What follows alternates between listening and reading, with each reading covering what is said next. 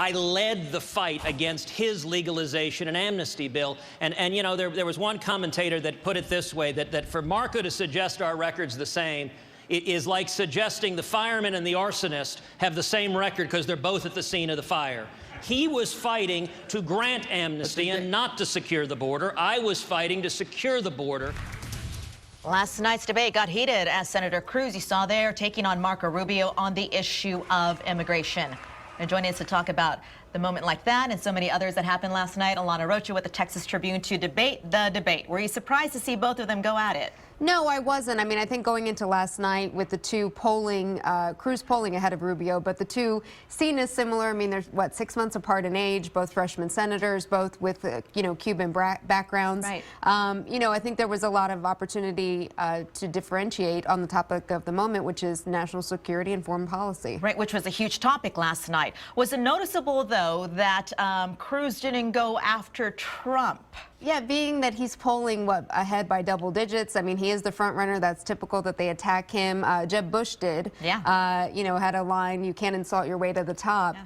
But no, I mean, it was surprising. They were given a couple opportunities, especially given this past weekend with audio surfacing of Cruz talking about Trump to private donors, Trump calling Cruz a maniac Not on the Sunday that. shows. Yeah. But they didn't engage. I mean, he even said that he liked Cruz's temperament. He has a fine temperament. So I think the fact that they're, 1 and 2 in many polls, huge voting block of supporters, one doesn't want to alienate the others. Okay, Bush, we talked about that during the commercial break when he went after Trump. He kind of needed to have a good night last night. He needed to set himself apart in order for him to maybe even stay in this race because he's polling pretty low. Right, and I think he did. He showed some energy. There was a big contrast last night with the debate, the governors versus the senators. Right.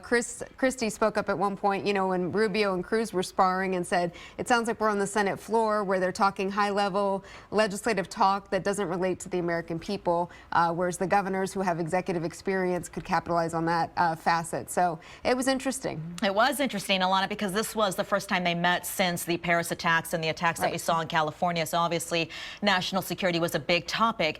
Did Trump show any kind of knowledge when it comes to what he would do to ISIS? Or did the other ones who have a little bit more experience kind of trump him?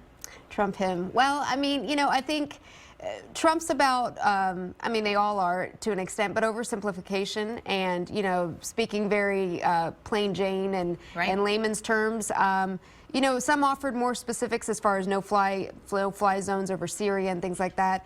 Trump, didn't offer as much, but I mean, again, you check my inbox this morning and everybody was the winner. Yeah, and that's what people would say is that he didn't need to actually win this debate, Trump, right? Because he's polling so highly across the nation. Right.